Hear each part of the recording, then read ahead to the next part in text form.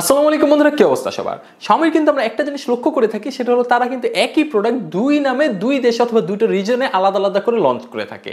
Like একটা phone তারা বের করলো যেটা একটা দেশে বা এশিয়ান কান্ট্রিগুলোতে সেটার নাম থাকবে হলো রেডমি, বাট এটা আপনি অন্যান্য জায়গাগুলো ইউরোপিয়ান কান্ট্রিগুলোতে সেটার নাম থাকবে পোকো, বা ইউরোপিয়ান কান্ট্রিগুলোতে নাম থাকবে রেডমি, এখানে নাম থাকবে পোকো। অর্থাৎ মোবাইল কিন্তু একই, বাট দেশ ভেদে বা বিভিন্ন জোন ভেদে তাদের নামগুলো কিন্তু আলাদা রাখে। ইভেনচুয়ালি টাইমের মাঝখানে, অর্থাৎ দেখা যায় গত বছর যেটা বের করছে সেটার নাম ছিল রেডমি, এবছর যেটা বের করছে সেটার নাম পোকো। এভাবে করে কিন্তু তারা মোবাইলের ক্ষেত্রে আমরা জিনিসটা খেয়াল করতাম।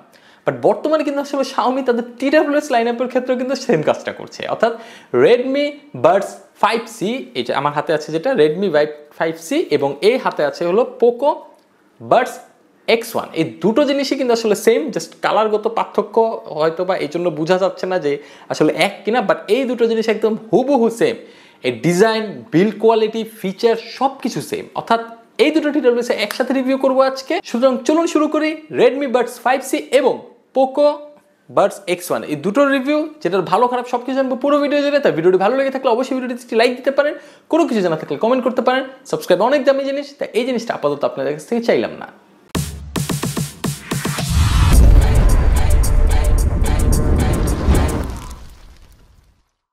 প্রথমেই যদি বক্স ওয়াইজ দেখি তাহলে দেখবেন হ্যাঁ, দুটোর বক্স পুরোপুরি আলাদা। এটা কিন্তু তাদের পোকো যে লাইন আপটা সেটার কিন্তু আসলে থিমটা তারা আসলে ফলো করেছে। এবং অপরদিকে যদি এই Xiaomiর এটা দেখেন তাহলে দেখবেন এটা একদম Xiaomi যে রেডমি তাদের সেই লাইন আপটা ফলো করেছে। তাদের মোবাইলও কিন্তু সাদা বক্সে থাকে এবং পোকো কিন্তু এই কালার বক্সই থাকে, তারা কিন্তু পুরো সেম টু সেম ফলো করেছে। হ্যাঁ, তো এই দুটো প্রোডাক্টের যদি আমি বক্স ম্যাটেরিয়াল বলি বা বক্স কন্টেন্ট বলি, তাহলে আমরা এটার মধ্যে কিন্তু আসলে এই বাডসগুলা, এক্সট্রা এয়ার টিপসগুলা, একটি ইউজার ম্যানুয়াল পাবো, কোনো ধরনের টাইপ সি কেবল পাবো না এই দুটোর মধ্যে একটাতেও। আজকে আমাদেরকে চমৎকার এই প্রোডাক্টসগুলো পাঠিয়েছিল gadget studio BD. Motaleb plaza রয়েছে তাদের একটি দোকান, তারা কিন্তু মূলত অনলাইন অফলাইন দুই ধরনের সেবা প্রোভাইড করে থাকে। তাদের থেকে এই সকল প্রোডাক্ট ছাড়া অন্যান্য অনেক ধরনের গ্যাজেটস পাবেন, যেগুলো থাকবে অফিসিয়াল ওয়ারেন্টি সহ এবং অথেন্টিক প্রোডাক্ট। সো তাদের সকল তথ্য ডেসক্রিপশন বক্সে থাকছে, অবশ্যই চেক করে আসুন। চলে আসি এই দুটোর ডিজাইন অ্যান্ড বিল্ড কোয়ালিটির দিকে। আমি ভাই একটার দিকে প্রথমে হলো পোকো। এটা দেখতে পাবেন ডিজাইনগত দিক দিয়ে এটা সামনের দিকে তাকালে একটি এলইডি ইন্ডিকেটর আছে, এবং এই যে রেডমি সেটাও সামনের দিকে তাকালে এলইডি ইন্ডিকেটর আছে, এবং এই দুটোর পিছনে কিন্তু তাদের ব্র্যান্ডিং করা আছে, অর্থাৎ যে তাদের কোনটা কোন ব্র্যান্ডের সেটা লেখা আছে। রেডমিটা আসলে খোদাই করা, পোকো যেটা সেটা আসলে প্রিন্টেড। হ্যাঁ, এবং নিচের দিকে তাকালে দেখতে পাবেন দুটোর মধ্যে টাইপ সি পোর্ট রয়েছে, এবং এর পাশে একটা কুইক রিসেট বাটন আছে।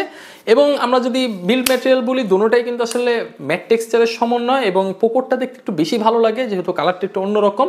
আমি যদি ঢাকনা খুলি, আমি পোকোরটাই খুললাম, পোকোরটা খোলার সাথে সাথে দেখতে পারবেন এই যে দেখেন একটা আলাদা কম্বিনেশন আছে। হ্যাঁ, অর্থাৎ এই যে লাইট গ্রে এবং ইয়েলোর যে কম্বিনেশন সেই অনুযায়ী কিন্তু তাদের ইয়ারবাডসগুলোও আছে, এবং এগুলো এখানে বসানো আছে। এবং আমি যদি ইয়ারবাডসের বিল্ড কোয়ালিটি বলি এবং রেডমির ইয়ারবাডসটাও যদি আমি পাশাপাশি নিই, দুইটার ইয়ারবাডস একদমই পাশাপাশি নিচ্ছি, দেখেন ইয়ারবাডসের বিল্ড কোয়ালিটি, ইয়ারবাডসের বিল্ড দোনোটা একদম ভাই হুবহু সেম, কোনো ধরনের পার্থক্য নাই। আপনি খেয়াল করলে দেখতে পারবেন যে এই দুটোর মধ্যে স্টেনে যে টেক্সচারটা আছে এটাও কিন্তু সেম, কোনো ধরনের পার্থক্য নাই। গ্লসি প্লাস্টিকের এই ইয়ারবাডসগুলো কিন্তু বেশ চমৎকার দেখতে, এবং এই দুটোর বাজেটও কিন্তু সেম, অর্থাৎ মোটামুটি 1700-1800 টাকা বাজেটের মধ্যে এই TWSগুলো পাওয়া যাচ্ছে। এটা দাম ভেদে আবার আরও কমতে পারে বা বাড়তেও পারে। আমি যদি এই দুটার ফিটিংস অ্যান্ড কমফোর্ট বলি, হ্যাঁ প্রথম অংশে আমার কাছে ফিটিংসগুলো ওকে লেভেলে মনে হচ্ছে, এবং এর যে এয়ার টিপসগুলো আছে সেগুলো ব্যবহার করে কিন্তু আপনি আপনার চাইলে আপনার পছন্দ অনুযায়ী সে ফিটিংসটা আপনি নিশ্চিত করতে পারেন। আমি যদি দেখি এই দুটো ইয়ারবাডসে মোটামুটি আমার কাছে গ্লসি প্লাস্টিক বলে খুব একটা প্রিমিয়াম মনে হচ্ছে না, বাট ওকে লেভেলে বলা চলে। চলে আসি এর ব্যাটারি ব্যাকআপের দিকে। কোম্পানি ক্লেম করছে এটার থেকে আপনি নাকি টোটালি 36 আওয়ার্সের মতো ব্যাটারি ব্যাকআপ পাবেন, এবং এএনসি আছে এটার মধ্যে। যেহেতু এএনসি থাকা অবস্থায় আপনি মোটামুটি দুটোর থেকেই সেম টাইপেরই তারা ক্লেম করছে, সেটা হলো একটার মধ্যে হলো আপনি এএনসি অন রাখলে মোটামুটি আপনি 4 ঘন্টা মতো ব্যাটারি ব্যাকআপ পাবেন বলতেছে, আর এএনসি অফ রাখলে আপনি 5-6 ঘন্টা পাবেন। বাট ভাই আমি রিয়েল টাইম ইউজ করে দেখেছি যে আসলে এএনসি যদি আপনি অফ রাখেন তাহলে আপনি মোটামুটি 4 ঘন্টার মতো ব্যাটারি ব্যাকআপ পাবেন, বাট এএনসি অন রাখলে সেটা 3 ঘন্টার মধ্যে চলে আসে। এবং এএনসি অন রাখা অবস্থায় এই টোটাল সিস্টেমটা থেকে দুটোর থেকেই মোটামুটি আপনি 25 ঘন্টার মতো ব্যাটারি ব্যাকআপ পেয়ে থাকবেন, যেটা বাজেট অনুযায়ী মোটামুটি ভালোই। দুটোর মধ্যে অ্যাপ সাপোর্ট রয়েছে। Xiaomiর যে অ্যাপটা আছে সেটা আপনি গুগলের প্লে স্টোরে বা আপনি চাইলে iOS এর অ্যাপ স্টোরে সেখান থেকে নামিয়ে নিতে পারবেন। এছাড়াও এটার মধ্যে কিন্তু তারা ক্লেম করছে যে 5-5টা আপনি কাস্টম প্রিসেটস পাচ্ছেন, অর্থাৎ যে প্রিসেটসগুলো থাকবে সেগুলো কিন্তু আপনি চাইলে ইউজ করতে পারবেন। এছাড়াও এর মধ্যে কাস্টমাইজেশনের সুবিধা আছে, এটার মধ্যে কিন্তু এএনসি অন অফ করার সুবিধা আছে, কোনো ধরনের কাস্টমাইজেশনের সুবিধা নেই, বাট এএনসি অন অফ করার সুবিধা আছে, ট্রান্সপারেন্সি মোডও অন অফ করার সুবিধা আছে। সুতরাং এই জিনিসটা কিন্তু আসলে একদম বেসিক লেভেলে বলা চলে, এবং অ্যাপটা একটু আপডেট আপডেটেড করলে ভালো লাগতো, এখানের মধ্যে কিন্তু ফাইন্ড মাই ইয়ারবাডস না দিয়ে তারা ফাইন্ড মাই ফোনের অপশনটা সেখানে রেখেছে। অর্থাৎ আপনার ফোন যদি ইয়ারবাডসের সাথে কানেক্ট থাকে তাহলে কিন্তু আপনি লেফট বাটনটা 4 বার প্রেস করলে আপনার ফোন দেখবেন রিং করা শুরু করে দিয়েছে। এছাড়াও বেসিক কিছু কিছু ফিচার্স এখানে আছে, আপনি চাইলে টাচ সেন্সিটিভ যে এরিয়াটা সেটা চাইলে আপনি কিন্তু কাস্টমাইজ করতে পারবেন অ্যাপের মাধ্যমে। অর্থাৎ এটা কিন্তু মোটামুটি অ্যাপটা বেসিক যে ফিচার্সগুলো আছে সেটা এখানে দিয়েছে। আর আইপি রেটিং এর যদি কথা বলি, তারা ক্লেম করছে এর মধ্যে IP54 এর ওয়াটার রেটিং তারা দিয়েছে, যা কিনা তার বাজেট অনুযায়ী ওকে বলা চলে। তাছাড়া এর মধ্যে কোম্পানি ক্লেম করছে যে 10 মিনিট চার্জ দিলে আপনি মোটামুটি 2 ঘন্টার মতো ব্যাটারি ব্যাকআপ পাবেন। একটা মিনিমাল একটা ফাস্ট চার্জিং এর সুবিধা তারা এটার মধ্যে রাখছে। তাছাড়া কোডেক হিসাবে এর মধ্যে কিন্তু SBC এবং AC কোডেকের বিদ্যমান আছে, অর্থাৎ এর মধ্যে কোনো ধরনের হাইরাস কোডেক নাই, দাম অনুযায়ী থাকারও কথা না।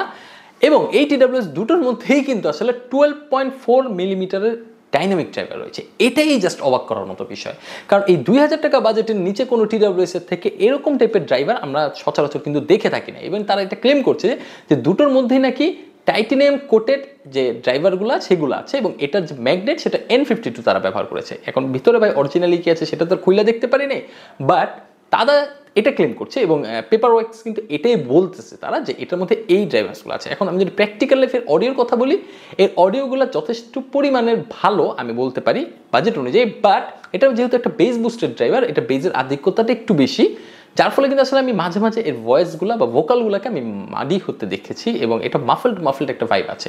এর এএনসিটা কিন্তু তারা ক্লেম করছে 40 dB পর্যন্ত তারা এএনসি দিতে পারতেছে, অর্থাৎ 40 ডেসিবেল পর্যন্ত মোটামুটি নয়েজ তারা কাট করতে পারতেছে, এবং তারা এটাকে অ্যাগ্রেসিভ এএনসি বলে আখ্যায়িত করেছে। এটার মধ্যে কেবিন প্রেশার খুব একটা আহামরি নাই, কারণ যেহেতু এএনসি পরিমাণটা তুলনামূলক কম।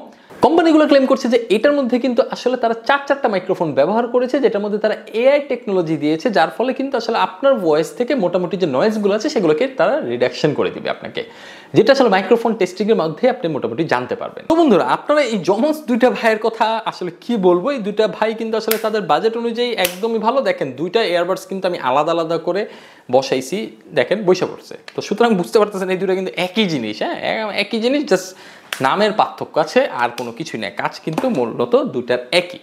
সো বাজেট অনুযায়ী আমি যদি এই দুটো TWS বলি, হ্যাঁ ভাই রেকমেন্ড করার মতো। QCI যে নতুন TWS গুলো আমরা রিসেন্টলি দেখছি বাজার একদম দখল করে ফেলছে, তাদেরকে আসলে একটু কম্পিটিশনে আনার জন্য কিন্তু আসলে এইসব টাইপের TWS কাজে দিতে পারে, বাট এটার মধ্যে কিন্তু অনেক ধরনের কনস আছে, যেটা আমি ভিডিওতে আপনাদেরকে অলরেডি বলেছি। যদিও QCI এর কাছাকাছি তারা চলে এসেছে, এবং আমার মনে হয় Xiaomi যদি চায় তাদের এগুলোর মধ্যে বিভিন্ন ধরনের অপটিমাইজেশন এবং বিভিন্ন ধরনের আপডেট এনে তারা কিন্তু চাইলেই QCI এর মার্কেটটা দখল করতে পারবে। সো এটা আসলে আমরা দেখি কতদিন লাগে বা Xiaomi আদৌ কি সেটা করে কিনা। সো আজকে আমার ভিডিও এই পর্যন্ত। আমার ভিডিওটি যদি ভালো লেগে থাকে অবশ্যই ভিডিওটি একটি লাইক দিবেন, কোনো কিছু জানাতে হলে কমেন্ট করবেন। পরবর্তী যে কোনো ভিডিও নিয়ে আসা পর্যন্ত আমি মোহাম্মদ জাহিদ হাসান আজকের মতো বিদায় নিচ্ছি। সবাই ভালো থাকবেন, সুস্থ থাকবেন, আল্লাহ হাফেজ। তো বন্ধুরা, আপনি এখন যে ভয়েসটা শুনতে পাচ্ছেন সেটা মূলত পোকো বাট X1 এর মাধ্যমে, এবং এই দুটার মাইক্রোফোন মোটামুটি একই, তাই আমি এটার রেকর্ডটা আপনাদের কাছে দিচ্ছি।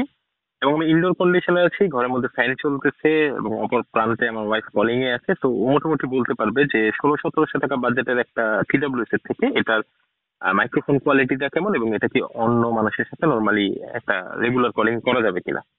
তো তোমার মতামত কি? মোটামুটি।